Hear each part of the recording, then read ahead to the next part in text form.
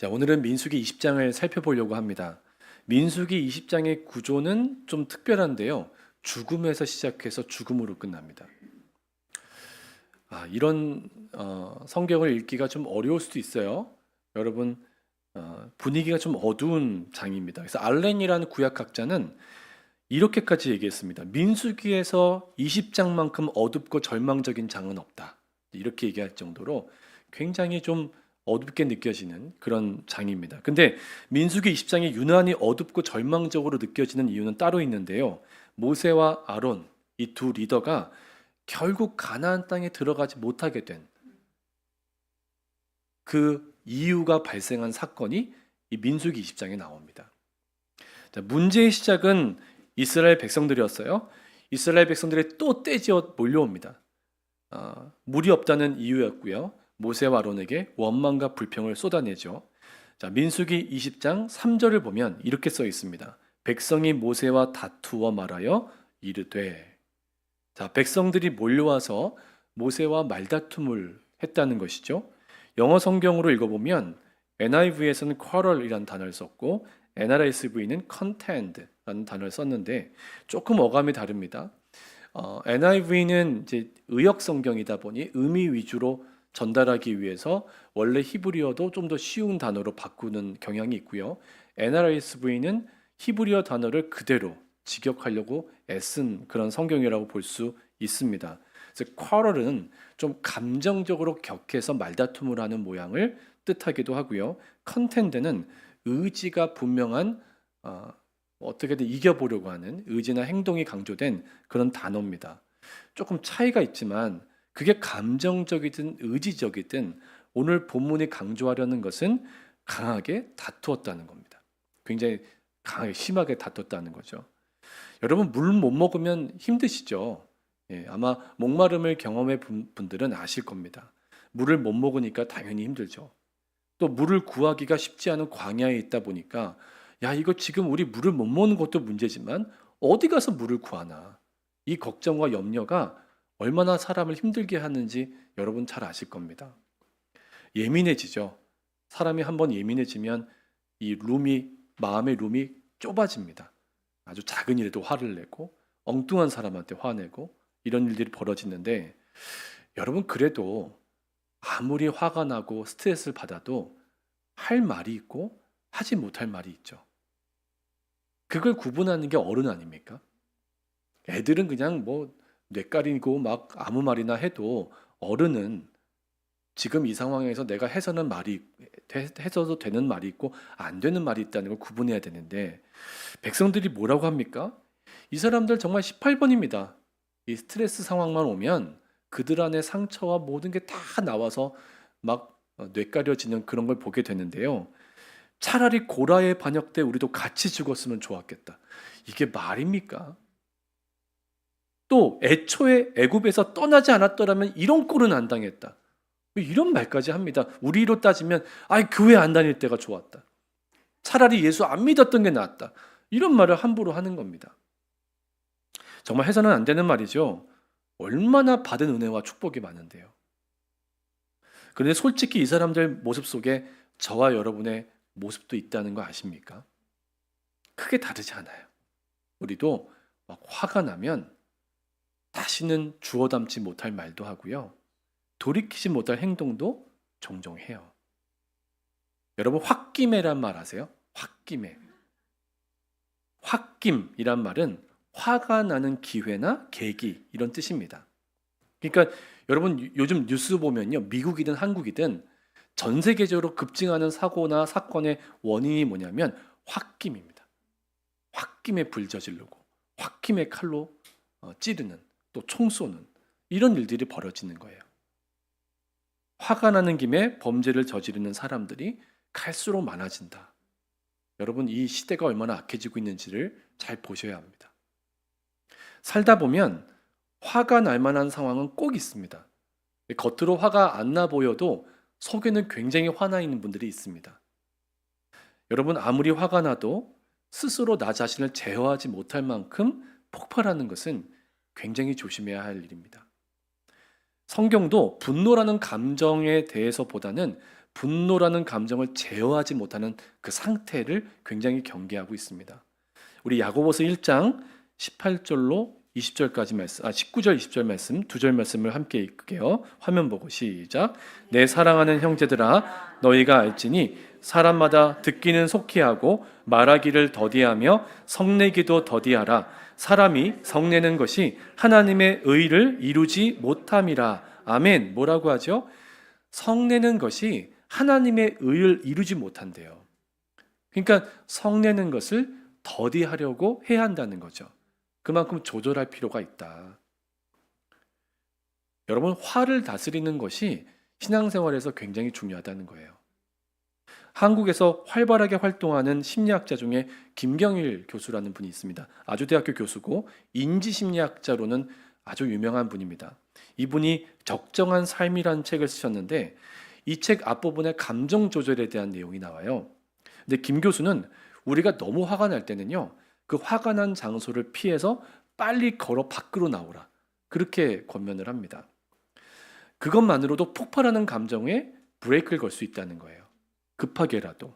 그러니까 화가 난 장소를 나와서 빨리 밖에서 걸으라는 거예요. 그리고 그냥 천천히 걸어 나오지 말고 빨리 걸어 나와라. 우리의 뇌는 우리가 몸을 빨리 크게 움직일수록 우리가 더 적극적인 의지를 갖고 있는 것으로 받아들인답니다. 그러니까 여러분이 막 스트레스 받고 힘들 때 침대에 누워 있으면 안 되는 거예요. 그럼 막 5만 가지 생각이 드라마를 만들잖아요. 영화 몇 편 찍어요. 그러니까 그러지 마시고 그런 감정에 푹 빠져 있지 말고 조금 힘드시더라도 나와서 걸으라는 거예요. 이건 과학적인 근거가 있는 얘기예요. 왜냐하면 걷기만 해도 화가 날 때 활성화된 편도체가 진정이 되면서 감정이 가라앉는다는 거고요. 특히 전두엽이 활성화되면서 좀 더 이성적인 생각을 한다는 거예요. 좀 더 논리적으로 내 생각이 연결이 된다는 거죠. 그러니까 막 화가 날 때는 저 인간이 왜 이렇게 나를 화나게 하지? 이렇게 생각하는데 이걸 정리하다 보면 내가 왜 화가 났을까 하고 논리적으로 이성적으로 생각하게 된다는 거죠. 그러니까 이것만으로도 여러분이 폭발할 수 있는 감정이나 화를 브레이크 걸어서 제어할 수 있다는 거예요. 여러분 요즘에 유난히 짜증이 나시거나 화가 나는 분이 계시면 가만히 침대에 누워 계시지 마세요. 여러분 밖으로 몸을 크게 움직여서 나오시기 바랍니다. 그래서 여러분 걸으셔야 돼요. 근데 우리 그리스도인들은 그냥 걷기만 하면 안 되고 걸으면서 기도해야 돼요. 그러니까 엉뚱한 사람한테 쏟지 마시고 하나님께 쏟으시길 바랍니다. 하나님께 기도하셔야 돼요. 여러분 옆에 있는 분에게 축복합시다. 기도합시다. 이렇게 인사하겠습니다. 그래서 그런지 민수기 오늘 본문을 읽다가 오늘 본문에서는 읽지 않았지만 가장 은혜가 됐던 구절이 6절이에요. 6절 말씀을 같이 함께 한 목소리로 읽을게요. 시작. 모세와 아론이 회중 앞을 떠나 회막문에 이르러 엎드림에 여호와의 영광이 그들에게 나타나며. 아멘이죠. 그러니까 모세와 아론이 좀 말다툼은 했을지 모르지만 빨리 그 현장을 떠나 회중들에게서 떠나 어디로 갔어요? 회막문 앞에 갔어요. 회막은 하나님이 임재하심을 상징하는 그 자리 아닙니까? 우리로 말하면 막 부부싸움이 나는데 거기서 막 싸우지 않고 빨리 나와서 교회로 온 거예요. 교회에 와서 하나님께 이렇게 아뢰면서 기도한 거죠. 분노가 터져 나오는 자리를 떠나 하나님 앞에 엎드린 거예요. 항상 그랬던 것처럼. 뭐라고 기도했을까요? 하나님, 쟤네들 또 저래요. 이제 좀 나아진 줄 알았는데 또 저렇게 아우성입니다. 근데 제가 해결할 방법이 없어요. 하나님 저 도와주세요. 방법이 없어요. 제가 의지할 분이 하나님밖에 없잖아요. 막 그렇게 마음속에 있는 걸 다 주님께 털어놓았을 거예요. 백성들도 좀 이랬으면 얼마나 좋았을까. 이 사람들도 그래 좀 가라앉히고 야 우리 산책 좀 하자. 하나님께 우리도 기도하자. 모세와 아론 보니까 그럴 때마다 기도하더라. 우리도 좀 그렇게 좀 그러면 좋을 텐데 이 사람들 그러지 않습니다. 참 사람 안 변합니다. 근데 이상하죠? 하나님이 도무지 변화되지 않고 용납되지 않는 이 사람들, 이 백성들에게요 화내시지 않아요. 오히려 그들의 문제를 해결해 주려고 하세요. 이 부분도 학자들이 여러 가지로 해석은 하지만 대부분의 해석은 하나님이 물을 달라고 하는 백성들의 요구를 정당한 것으로 받아들이셨다. 그렇게 해석을 합니다. 그러니까 얘네들이 배고프니까, 목마르니까 저렇지 하고 그들을 불쌍하게, 긍휼하게 여겨주셨다는 거예요. 저는 사실 본문을 읽으면서 그런 생각했어요. 여러분, 우리가 여기에 멀쩡히 살아있는 이유가 우리가 뭘 잘해서라기보다는 하나님이 우리를 그때마다 불쌍히 여겨주셨기 때문이다. 긍휼히 여겨주셨으니까. 뭘 잘한 게 뭐가 있겠어요, 우리가. 뭐 가끔은 잘할 때도 있지만 정말 말도 안 되는 말도 하고 말도 안 되는 행동도 하고 그러는데도 하나님이 저 교회 문 앞에서 너는 안 돼, 못 들어와 그러지 않으시잖아요. 다 들어오라고 하시잖아요. 여러분, 그 하나님의 긍휼하심을 늘 기억하세요. 하나님이 불쌍히 여겨주시는 거예요. 도무지 변하지 않는 답답한 백성들이에요. 근데 그들을 불쌍히 여겨주신 하나님이 엎드려 기도하는 모세에게 좋은 솔루션을 주세요. 우리 8절 말씀 같이 함께 화면 보고 읽습니다. 시작. 지팡이를 가지고 내용 아론과 함께 회중을 모으고 그들의 목전에서 너희는 반석에게 명령하여 물을 내라 하라. 내가 그 반석이 물을 내게 하여 회중과 그들의 짐승에게 마시게 할지니라. 아멘. 모세에게 대답을 하신 거예요. 형 아론과 함께 하나님의 권위를 상징하는 지팡이를 들고 회중들을 모으라는 거죠. 회중들이 보는 눈앞에서 반석을 향해 명령만 해라. 어떻게 명령해라 하신 거예요? 물을 낼지어다. 물을 낼지어다. 그러면 그 반석에서 물이 나올 거라고 하신 거예요. 너무 간단하지 않습니까? 백성들 다 불러 모아서 보란 듯이 반석을 향해 반석아 물을 낼지어다 라고 명령만 하면 물이 콸콸콸 나온다는 거예요. 여러분, 이건 어떤 걸 의미하는 겁니까? 하나님의 말씀에는 능력이 있다는 거예요. 하나님이 명령하시는 대로 우리가 그 말씀에 의지하여 하나님의 명령대로 선포하면 반드시 능력이 이루어진다. 이걸 분명히 보여주는 거죠. 자, 그런데 모세가 좀 이상해요. 위급한 상황에도 회막 앞에 가서 그 마음을 토해내던 모세 아닙니까? 근데 모세가요, 아마 참고 참았던 게 터졌던 것 같아요. 갑자기 굳이 하지 않아도 될 말을 합니다. 자, 10절인데요. 10절 말씀 같이 한번 읽을게요. 시작. 모세와 아론이 회중을 그 반석 앞에 모으고 모세가 그들에게 이르되 반역한 너희여 들으라. 우리가 너희를 위하여 이 반석에서 물을 내랴 하고. 아멘. 그러니까 그냥 반석을 향해 뭐라고 하면 돼요? 물아 나올지어다. 하나님이 말씀하시니 물을 낼지어다 라고 하면 돼요. 근데 모르긴 몰라도 모세가 지금 백성들을 노려보고 있는 거예요. 노려보다가 이렇게 말하는 거죠. 이 반역자 놈들아, 우리가 너 같은 놈들 위해서 이 반석에서 꼭 물을 내줘야겠냐? 그러는 거예요. 지금 이 어투가 저보다 더 심각할 거예요. 내가 너희들 위해서 못하러 물을 내주냐? 뭐가 이쁘다고? 막 이런 이제 막 감정이 막 끌어오른 거예요. 이제까지 잘 인내해 왔는데 이전과는 다르게 감정이 조절이 안 되는 거예요. 그래서 결국엔 큰 실수를 합니다. 11절 상반절입니다. 제가 읽을게요. 모세가 그의 손을 들어 그의 지팡이로 반석을 2번 치니.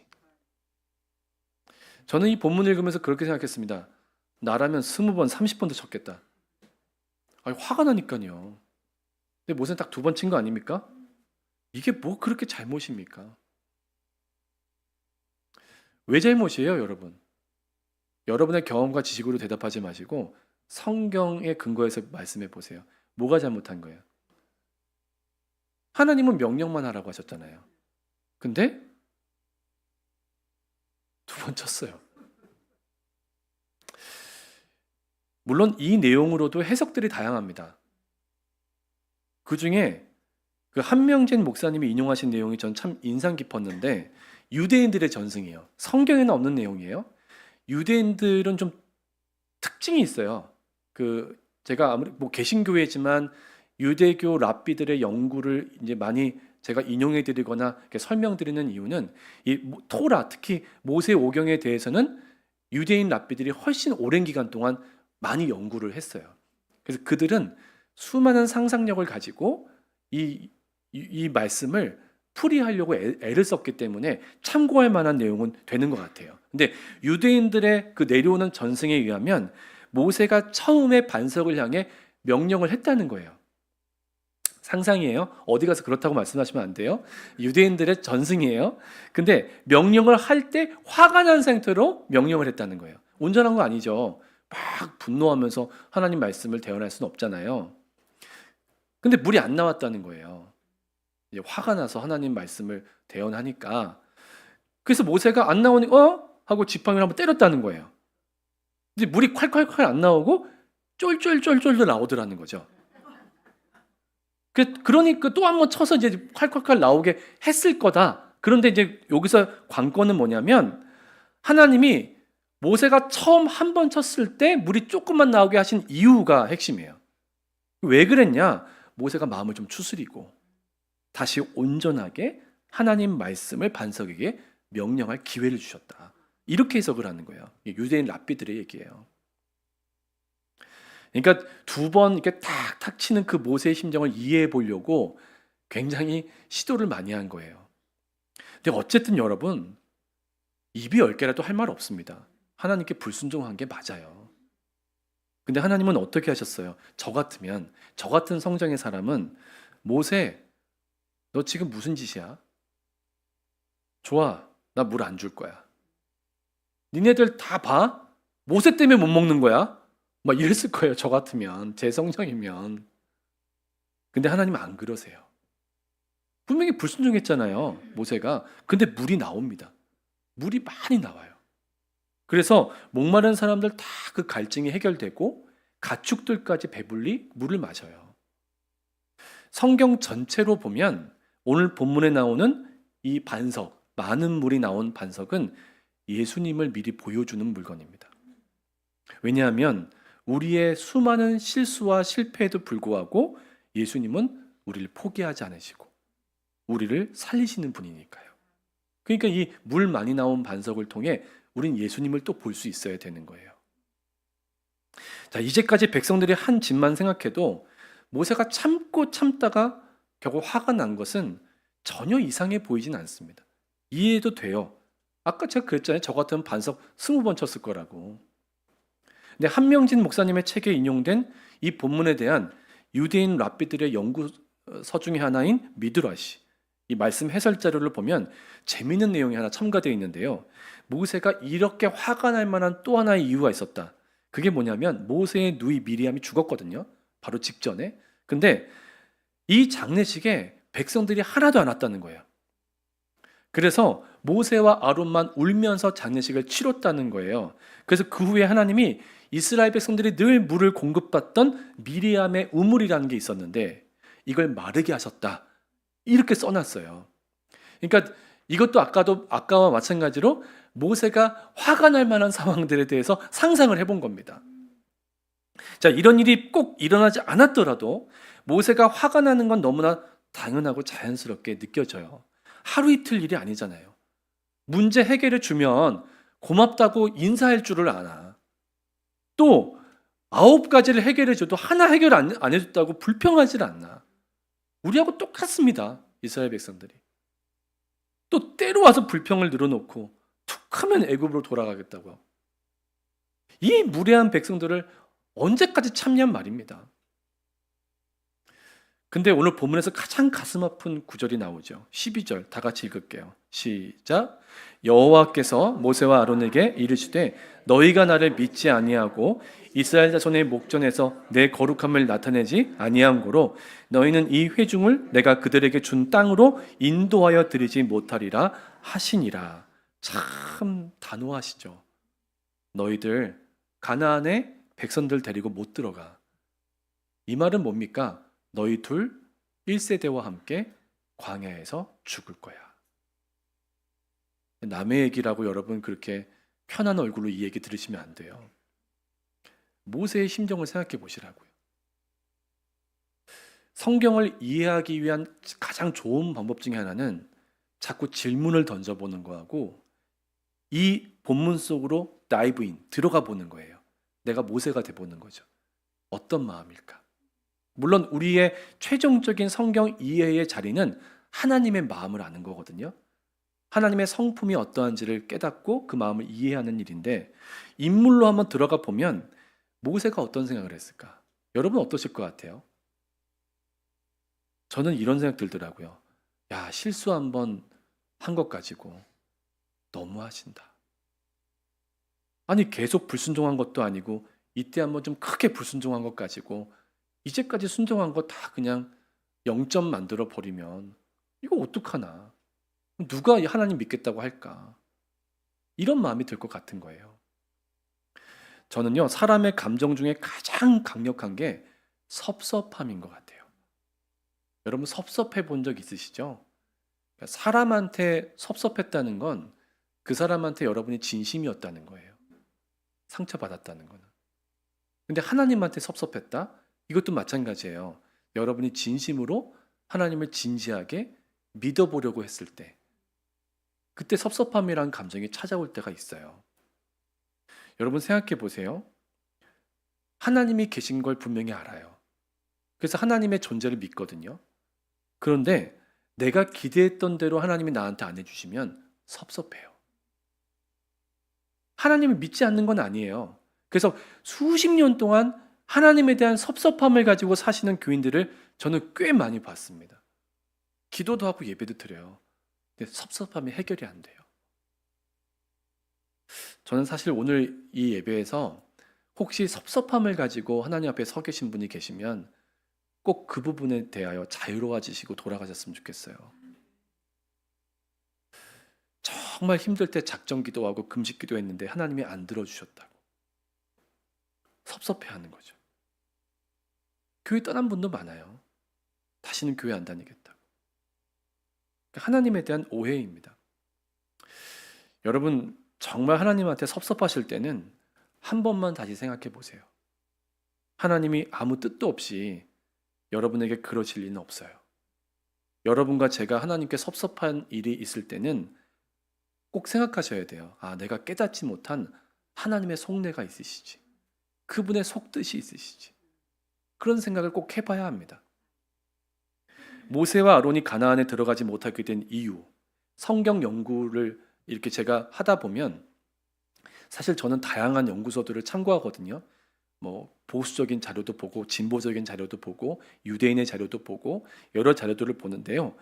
이 모세와 아론이 가나안에 들어가지 못하게 된 이유에 대한 해석도 다양합니다. 그런데 전통적인 해석이 있어요. 가장 전통적인 해석, 많은 지지를 받는 해석이 뭐냐면 제가 아까 언급했던 거예요. 하나님은 말씀을 선언하라고 하셨는데 모세가 화가 나서 반석을 2번 치는 불신앙, 불순종을 저질렀기 때문이라는 거예요. 근데 이것만 보면 아무리 생각해도 하나님이 그래도 너무하신 거예요. 이제까지 모세가 얼마나 헌신했습니까? 얼마나 애를 썼습니까? 그거 좀 점수 쳐줘야 되는 거 아닙니까? 아무리 그래도 하나님이 모세한테 그러시면 안 되지. 아마 수십 년 교회 다니시면서 이 본문 읽을 때마다 그 생각하시는 분들이 있으실지 몰라요. 그런데요, 여러분 오늘 본문에서 가장 중요한 부분이 있어요. 다시 한번 아까 12절 함께 읽을게요. 자, 시작. 여호와께서 모세와 아론에게 이르시되 너희가 나를 믿지 아니하고 이스라엘 자손의 목전에서 내 거룩함을 나타내지 아니한 고로 너희는 이 회중을 내가 그들에게 준 땅으로 인도하여 드리지 못하리라 하시니라. 아멘. 하나님이 모세와 아론을 가나안 땅에 들어가지 못하게 하신 이유, 이게 뭐예요? 하나로 말하면 그들이 하나님을 믿지 않았기 때문이래요. 자, 그래서 백성들 앞에서 하나님의 거룩하심을 나타내지 않았다는 거거든요. 여러분 성경에서 하나님의 거룩하심을 나타낸다, 이 말은 하나님을 믿고 그분께 전적으로 순종하여 하나님이 진짜 하나님이심을 드러낸다, 이런 뜻입니다. 하나님의 하나님 되심을 드러내는 게 그분의 영광과 거룩함을 드러내는 일이란 말이에요. 근데 모세와 아론이 공개적인 자리에서 그걸 하지 못했다는 얘기거든요. 결국 모세와 아론이 백성들 앞에서 하나님을 믿지 않고 불순종해서 하나님을 드러내지 않았기 때문에 가나안에 들어가지 못할 거다라고 하셨다는 거예요. 어떤 책에 읽어보니까 하나님이 일반 백성들보다는 리더인 모세에게 더 높은 기준을 적용하신 것이다, 이렇게 써놨는데요. 여러분, 그렇게 보시면 오늘 본문을 충분히 이해하기도 어렵고 여러분에게 적용하기도 쉽지 않아요. 그럼 리더들한테만 적용할 수 있는 거지. 사실 모세가 하나님을 믿지 못해 불순종하고 결국 가나안에 들어가지 못한 이 이야기는요, 모세라는 개인의 불행한 이야기라고 치부해서는 안 됩니다. 여러분, 그렇게 이해하시면 안 돼요. 아까도 말씀드렸지만 우리가 하나님이 하시는 일에 대해서 섭섭하기만 한 이유는 하나님의 뜻을 아직 잘 모르기 때문입니다. 하나님은 모세를 통해 성경을 읽고 있는 모든 사람들에게 중요한 메시지를 전달하려고 하신 거예요. 그건 뭘까요? 여러분 꼭 기억하세요. 하나님의 나라는 믿음으로만 들어갈 수 있다. 이 분명한 진리를 모세의 이야기를 통해 우리에게 마음에 새겨주고 싶어 하셨던 거예요. 성경 전체를 구속사적 관점으로 보면 모세는 율법을 대표하는 인물이에요. 결국 모세가 가나안 땅에 들어가지 못한 것은 구속사의 흐름과 관점으로 보면 율법으로는, 행위로는 하나님 나라 못 들어간다, 그걸 보여준 상징적 사건입니다. 모세가 죽고 누가 리더가 되죠? 여호수아가 되죠. 이 여호수아가 백성들 데리고 어딜 들어가요? 가나안 땅 들어가죠. 이것도 상징적 사건입니다. 왜냐하면 여호수아라는 이름은 예수라는 이름이거든요. 그래서 여호수아가 이스라엘 백성들 딱 이끌고 가나안에 들어가는 것은 히브리서에서 나오는 고백대로 우리 믿음을 만드시고 완성시키시는 예수 그리스도를 믿고 끝 따라가야 그분이 은혜로 나를 끝까지 구원의 길로 완성시키신다는 믿음을 가지고 예수님을 따라가야 하나님 나라에 최종적으로 들어갈 수 있다, 이걸 보여준 사건이에요. 여호수아의 이 사건이. 그러니까 여러분 구약 읽으면서 늘 예수님을 찾아내는 그 기쁨이 있으셔야 돼요. 아무리 우리가 볼 때 모세가 대단해 보여도 모세도 하나님 앞에서는 은혜가 필요한 죄인이었을 뿐이에요. 여러분 아세요? 모세의 무덤은 찾지 못하게 하셨어요, 하나님이. 왜 그랬을까요? 만일 모세의 무덤이 있다면 성지가 될 거예요. 숭배하겠죠. 그러니까 모세를 못 찾게 하신 거예요. 너무나 감사한 건 모세가요, 어찌 보면 우리가 볼 땐 너무나도 냉정해 보이는 하나님의 처분에 대하여 결국 순종했다는 거예요. 가나안 땅에 들어가지 못해도 아멘 한 거죠. 그래도 모세 입장에서 섭섭하지 않겠냐, 이런 분이 계실 겁니다. 여러분, 가나안 땅에 모세가 들어가지 못했다고 해서 하나님이 모세를 버리셨나요? 아니잖아요. 그건 우리 다 압니다. 훗날 신약에서 예수님이 변화산 현장에서 환상 중에 만난 사람이 누굽니까? 엘리야와 함께 만난 사람이 모세 아닙니까? 우리 천국 가면 모세를 만날 거예요. 궁금해요, 어떻게 생기셨는지.